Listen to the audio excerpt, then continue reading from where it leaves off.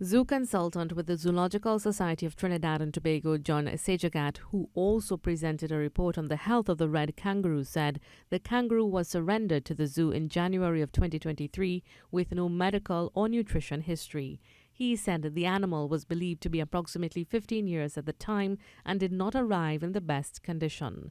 Mr. Seyjagat said while full-grown male red kangaroos can reach a maximum weight of 180 pounds, this male had never maxed out its growth potential.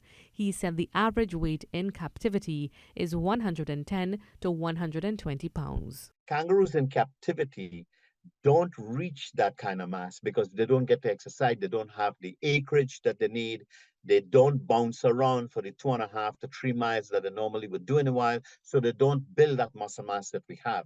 The kangaroo was imported from Bill Coburn of Wild Acres in Ohio, USA for display at the Safari Park in Chaguaramas, Trinidad.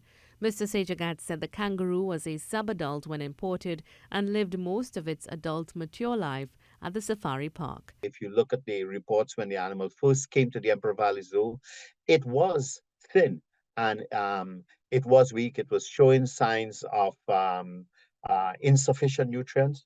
As it pertains to the physical appearance of the kangaroo, he said it has lost its muscle mass, but this, he said, is normal for very aged animals. A lot of people would think that, once they see the animal in that condition, oh, the animal is suffering. The animal is not suffering. We have seen geriatric animals, we have seen geriatric people.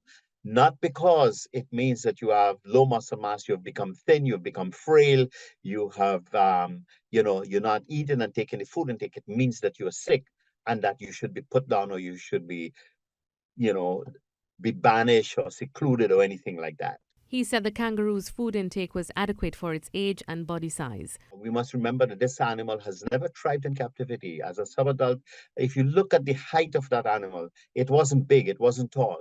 It didn't maintain the muscle mass of a natural kangaroo. Mr. Seyjagat wants the population to understand that thin doesn't mean unhealthy. We have an ethical obligation. We have always said in animal management and in these modern zoos today that it's from the cradle to the grave. If we take an animal in our custody, it's our obligation to take care of that animal until it dies a natural death.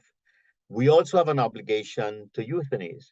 But euthanasia is for animals that you are going to relieve of pain and suffering. This animal is not in pain. It's moving around. It has no infection. It has no parasites. There are no signs of pathogen. There's no signs of ill health.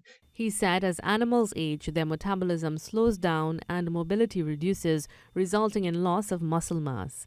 Physical wear and age attrition may also contribute to reduction in mobility, lower food intake, and loss of muscle mass. An age-related low body score does not necessarily indicate an unhealthy animal. Mahalia Joseph Wharton, TTT News.